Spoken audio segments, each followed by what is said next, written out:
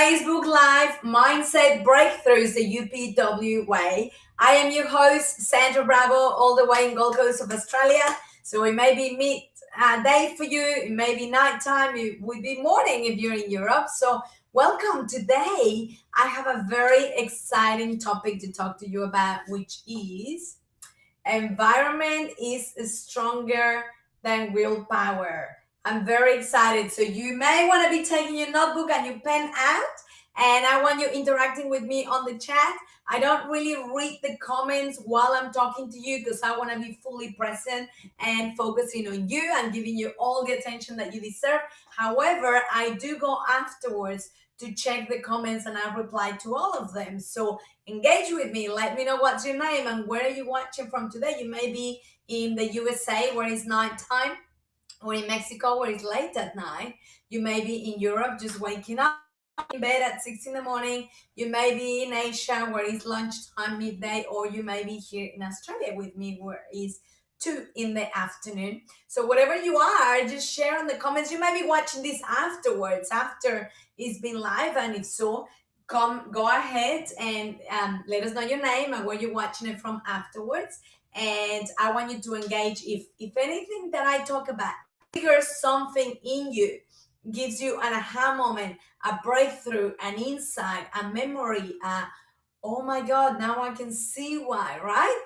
Anything that comes up for you, share it, because then you're cementing your learning or your breakthrough. So share it on the comments, and I promise I go afterwards, I read all the comments and I reply individually to each of them. So get your notebook, whether you're watching this live or afterwards on the replay.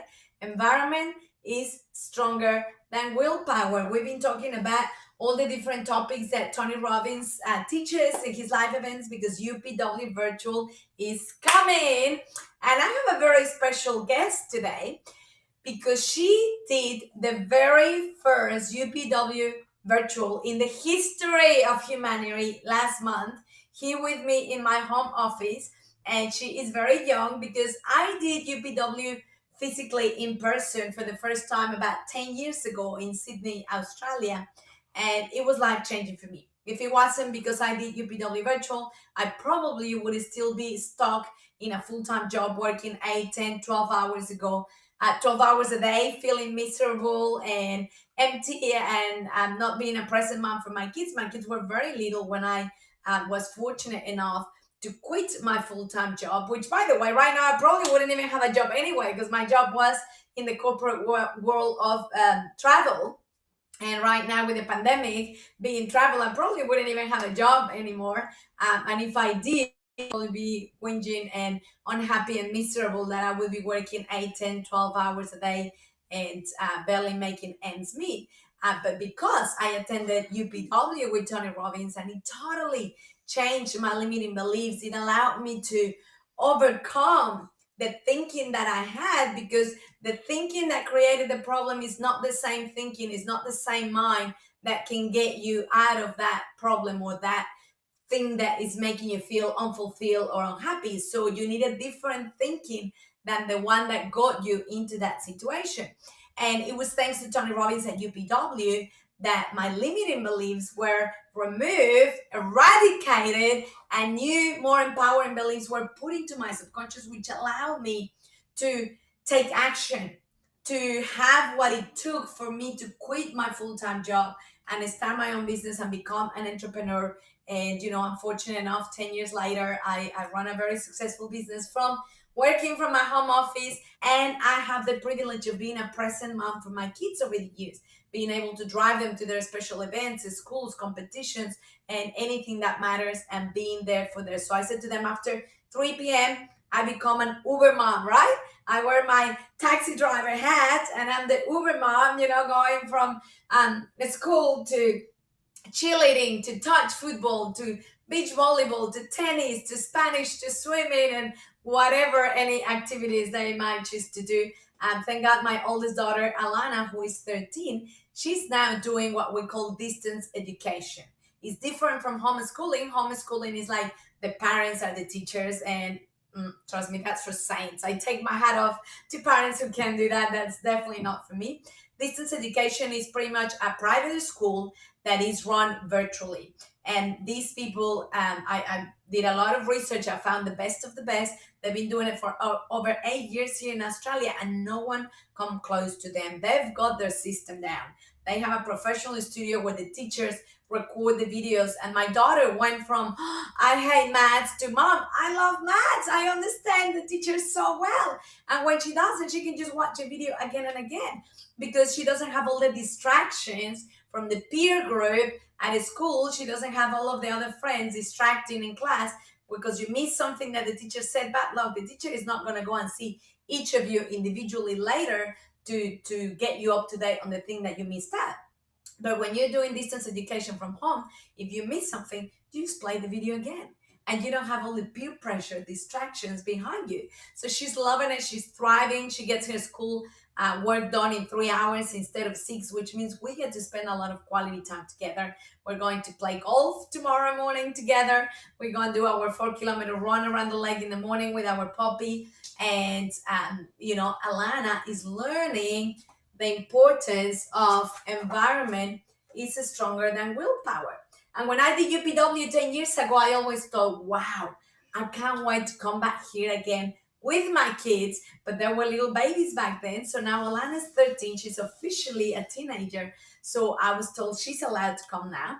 So we're going to do the live one in person next year with Tony Robbins, where she gets to walk on fire and we have diamond tickets to sit in front row. And last month, we did the very first UPW virtual ever. We have our little props here. And there's another one coming in September and October. So she's my special guest today because I want you to hear from her. Welcome, Allanah. Hi. This is Allanah, my 13-year-old. She's nearly as tall as me, and I'm wearing runners. She's not. So she's already wearing my shoes. And actually, we went rollerblading this morning around the lake, and she wore my rollerblades, and she said, Mom, it hurts my toes. So I'm like, okay, I think your foot is now bigger than mine, right? Yeah. So Allanah did the very first ever UPW virtual here in my home office with me last month, and she got to break the wood with her bare hand, which means breaking through her limiting beliefs. So I love you to hear from her because yesterday I had the wonderful Adrian in Europe, who is half my age.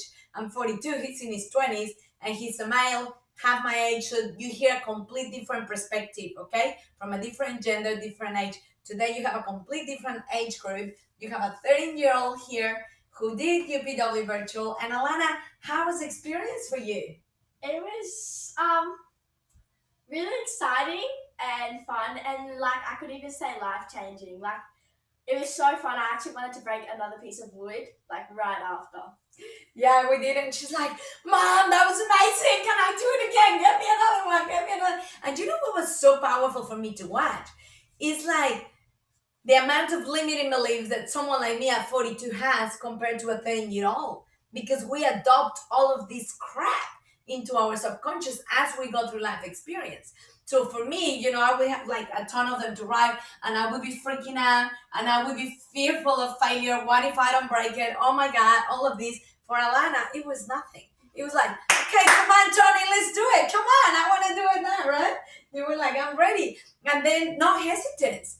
No hesitance, no fear, nothing, just boom. And after he's done, he's like, what's next? Bring it on, bring it on. And I'm just like, wow. Every breakthrough that I've gotten through my life is like tears and pain and fear and oh my God. And for her, it's like, okay, Tony, come on, let's do it. Let's hurry, let's go next. So what would be the next thing you would want to do that you would feel fearless? I want to go skydiving. Skydiving, boom. I think for that one, legally, unfortunately, we have to wait until 16. So, no, it's 13. 13? I thought it was like a minimum. Didn't we have to wait? We're lucky until he was 16. No, I don't think so. Oh, so we'll find out. If she's legally allowed to do it, we'll go. I've done it, and it was life-changing as well. So, but Allanah, speaking of environment is stronger than willpower. So this is a very crucial age where, if you're a parent, you would know it's crucial at this age who your kids are hanging out with because that's who they become. And later, it might be too late. At this age, if they start hanging out with the wrong crowds, 5, 6 years later, it might be too late. So this is the most important time of the parents to be present and just making sure the kids are safe. Who are they hanging out with? So, Allanah, what can you tell us about environment is stronger than willpower, or peer pressure, or circle of friends? Yeah, I was gonna say environment is stronger than willpower. For me, is another word for peer pressure. The people who you hang around with affects who you become, whether you want it to affect how you are or not. Like, it will just happen. Mm-hmm. What's an example of that? Like, for example, if you're like hanging out with people that already like hang out on the streets a lot, don't show up to school, draw on their bodies, like, you know how you do stick and pokes, things like that, like fake tattoos, but they stay in your body, like things like that. You're gonna turn into that person, and you're gonna stop going to school. You're gonna stop doing activities, and you're just gonna hang out with them 24/7 and start doing things like that. And how do you know, Allanah? How did you become aware of, oh, maybe this group is not a good influence on me? How do you become aware of that at your age? I think at first, before you become friends with them or close with them, you kind of notice what type of people they are, but then you slowly, like, start less noticing the Yeah. more you hang out with them and things. And to be honest, it takes the other people, like a few different other important people that play massive roles in your lives to convince you, like to show you what they're actually doing doing, like On you? yeah, like The effect. the impacts that they're making on you. I guess like older people that have more life experience, maybe. Yeah, like mums, dads, cousins, sisters, brothers, close friends that you've known since you were little. Teachers, if they're nice teachers that care for you. Yeah, so that's very important, because obviously we've had more life experience than them, so they may not see things that we see. So what do you do when you realize, oh, that's not a good circle for me to be hanging out with? You just gotta change groups. Like, once you realize it, it's gotta happen on the spot. Like, you gotta stop going out with them, stop hanging out. Same thing. Yeah. Stop, like, hang out with those type of people. Spend more time doing other things that you enjoy, and Yeah. surround yourself with a different friend group. Yes. Have you heard that you're the average of the 5 people you spend most of your time with? Yes, you tell me constantly. What does that mean for you?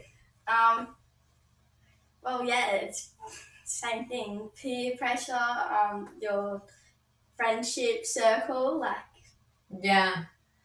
you'll turn into them or like them if you hang out with them too much, or because I guess whatever they're saying or doing, it starts to look like normal to you. So then you start to adopt those same behaviors or vocabulary or attitudes or actions, right? Yes. That's cool. So sports important? Yes. Keeps you out of trouble? She's a busy girl. She goes running with mom around the lake 4 kilometers in the morning. She does touch football, 2 different teams. So that means she trains twice a week and then plays 2 games on a Saturday. She plays beach volleyball on Wednesdays. Today we're going to tennis. Tomorrow we're doing golf. So she's a busy girl, aren't you? Yeah. Is that fun? Keeps you out of trouble? Yeah. That's awesome. Is there anything else you want to share before we let you go? No?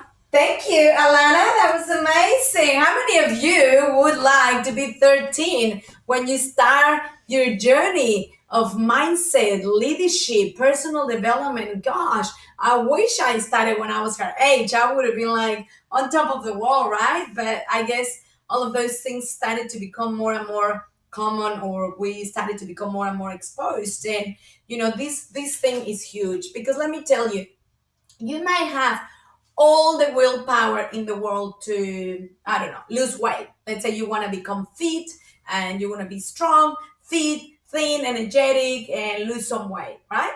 But what happens if the circle of friends that you spend most of your time with, if they just love going to have a cake and a coffee, if they just love drinking throughout the whole week, which is full of calories and sugar, what happens if they just hate exercising? They just love sitting in front of the couch, or doing all those things, then it doesn't matter how strong your willpower is, you will inevitably be influenced, right, by the circle of friends that you're with. What happens if you want to be a successful entrepreneur? You want to be a self-made millionaire, and your circle of friends, they all have jobs or even no jobs, or they're happy to live on the dole or the government assistance. Of course you're not going to be driven enough, because the environment is stronger. It will pull you back eventually. I tell you what, having a messy desk, a messy office, doesn't matter how organized you want to be, how productive you want to be for your day. If your environment is all messy and cluttered and dirty, that's how your mindset is going to feel. It's going to feel all messy and cluttered, confused. It's not going to happen. I know for me, color inspires me. It uplifts my vibration of energy. So guess what? I have my office surrounded by color. I have it neat, clean, and tidy. My whole house is like that, because it reflects, my outer world reflects how I feel on the inside. So if my office and my house is messy or dirty, guess what? Inside I'm gonna be feeling all confused and scattered and cluttered, and I'm gonna be jumping from one thing to the other and accomplishing nothing for the day. But when my office, my house is clean, is tidy, everything is in order, guess what? I feel organized, in order. I feel I can go from this project to this project, finish what I'm doing here, go to the next. I'm very productive, I'm very effective, and it reflects in my results, right? I know when I lived in Melbourne, my circle of friends, I used to be the one that did the best in terms of career and finances, out of my little circle of friends. Guess what? It was very good for my ego, to have my friends that all admire me and, wow, you do great and you do this, you do that. But it wasn't good for my growth. So, I didn't know. You don't know what you don't know, right? It was outside of my awareness. When I learned at UPW from Tony Robbins, you are the average of the 5 people you spend most of your time with, and environment stronger than willpower. Guess what? I went, oh my God, I'm going to hang out with another group of friends who do better than me. So it motivates me to strive to do better and bigger, right? So it inspires me, it motivates me. And so I didn't know how I was going to do it. It's not like I could just go, okay, friends, I choose to divorce you today. Goodbye, goodbye, goodbye. And hello, who wants to be my new friend? Well, no, it doesn't really work like that. But it all starts with intention. So I had the intention of, you know what, I need a new group of friends. And I just kept thinking, seeing it, feeling it. I put it on my vision board. I would visualize it, meditate on it every morning. I like to call it daydreaming. I love daydreaming. And the key component of daydreaming is to be able to get the feeling, to create the motion, to feel the butterflies in your tummy, or your heart racing, right? That's when you know you're imprinting into a neutral matter and you're manifesting. So I started to have the clear intention of what it is that I wanted. Because many times we don't get what we want because we don't even know what we want. So I became clear. I want a new circle of friends where they're all entrepreneurs, they all care for the personal development, they're all leaders in their own fields, etc. And guess what? Sure enough, in here, an opportunity came for my former husband to relocate from Melbourne in Australia to Gold Coast in Australia. So we moved. And that was an opportunity to start from scratch. At the same time, I quit my full time job. So I literally arrived fresh. New school for the kids, new house, new friends, new career. And it was amazing because now I had the opportunity to carefully choose my friends, to carefully choose the people that I was going to be spending most of my time with. And these days I don't even think I have any friends who have like a traditional job. Most of them are entrepreneurs, business owners, at another level, people that really inspire, people that where we support each other to grow. I started investing a lot of money on myself on masterminds, flying to America 2, 3, 4 times a year to be part of bigger masterminds where everyone is way, way more successful than me, which didn't feel very good on my ego. I would walk in there and feel intimidated, like I'm the smallest person in this room. But it was very good for my growth because it kept on pulling me higher, and that I could ever go, just by being inspired of, wow, look what they're doing, I can do it too, kind of thing. And so everything changed. And so this is the thing, Allanah was saying, when you start hanging out with someone whatever they do, whatever they say, it starts to become normal to you. If you hang out with people that, I don't know, maybe have a lot of tattoos, okay? No judgment. You might like them, you might not like them, but maybe you never thought about it, or you don't like them, or you don't have any. You start to hang out with people who have them. All of a sudden, you start to feel like it's normal. I'm gonna do it too, right? Or if she starts to hang out with friends who miss school a lot and who are starting to smoke or to drink or to do things, inevitably she spends too much time with them, she's going to start to feel like it's normal, I'll do the same. So I'm very fortunate that she chose to do distance education, which means, she's doing her school from home, and we get to spend a lot of quality time together, and she gets to spend a lot of time in sports. And as she said, sometimes she doesn't see it, she needs someone from the outside to just pinpoint, hey, have you noticed this friend or these friends? And then she becomes aware and goes, well, is that the path that I want to go? Yes, no. Then, I just want to spend, I mean, you can have acquaintances, it's different than not the people that you spend most of your time with. But, I encourage you to pay attention. Who are the 5 people that you spend most of your time with? What quality do they have that you think, oh, I would like to have them as well? Or are they supportive of your goals or not? Because what happens if you want to lose weight and your pantry is full of carbs and sugars? You think you're going to do it? No. You may have all the willpower in the morning when you get up. That's it. Today I'm going to be super healthy. I'm only going to eat vegetables and protein and whatever. And then guess what? Halfway through the day, you start to feel peckish, you start to feel hungry, and inevitably you open the pantry, and guess what? There's lots of sugars and lots of carbs. So now your willpower goes out of the window. Willpower is never enough. Willpower is good enough to get you started. Willpower is not enough to keep you going. That's why you have to design an environment for yourself that supports the goal that you're going for, so that when it becomes tough, you have no other option, see, because the environment is supportive.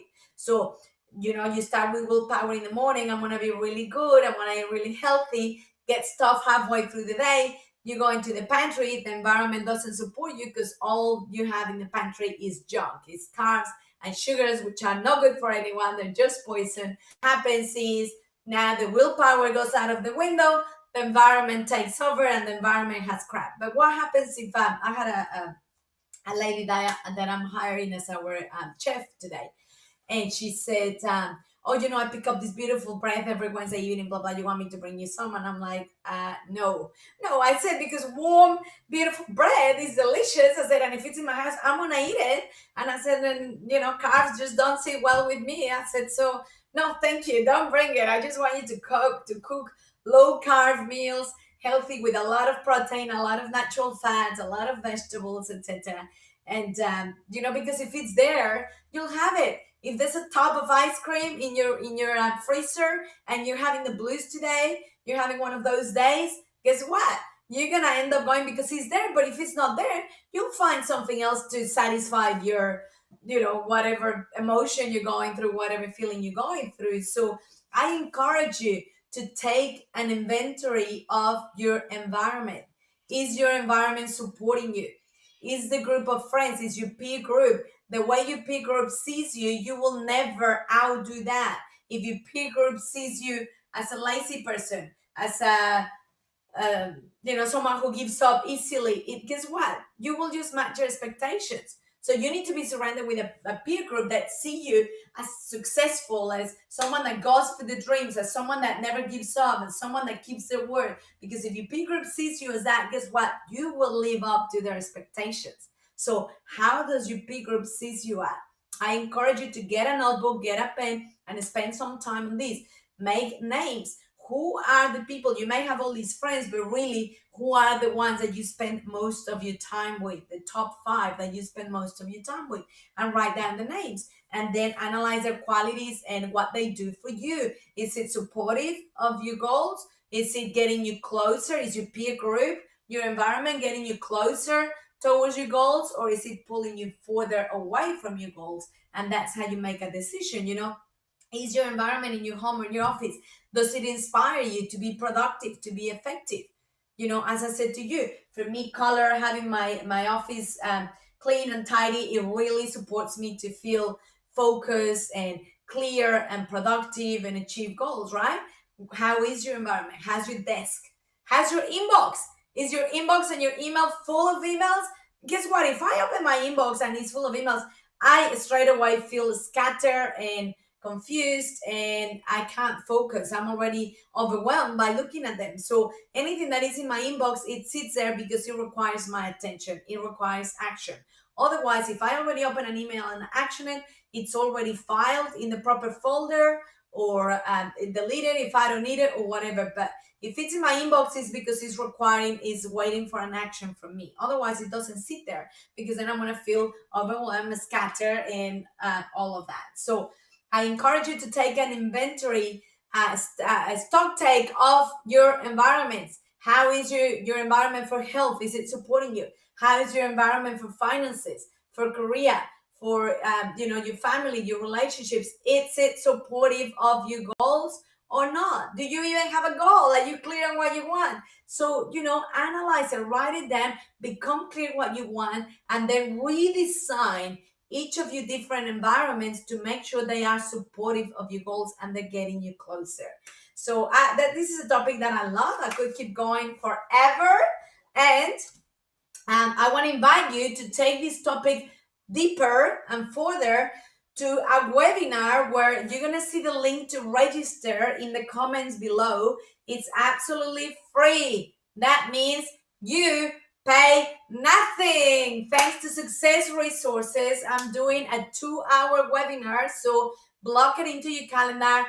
Allocate the 2 hours so that you can focus, so that you can be present and give yourself the time. It is completely free, and we're going to take all of this topic of leadership and mindset and environment. We're going to take it deeper, and we're really going to explore more on it, because there's only so much time we have here on this live. So I encourage you to click on the link below on the comments. You will see the link to register for the webinar, and allocate and block the 2 hours in your calendar so that we can really take this topic to a whole new level. Make sure you register. I look forward to seeing you there. On behalf of Success Resources, Tony Robbins, and your server, Sandra Bravo, signing off from Gold Coast of Australia. I will see you tomorrow, same place, same time, and I look forward to seeing you on the webinar. Make sure you register. The link is in the comments below. I'm excited to see you at the webinar. See you later.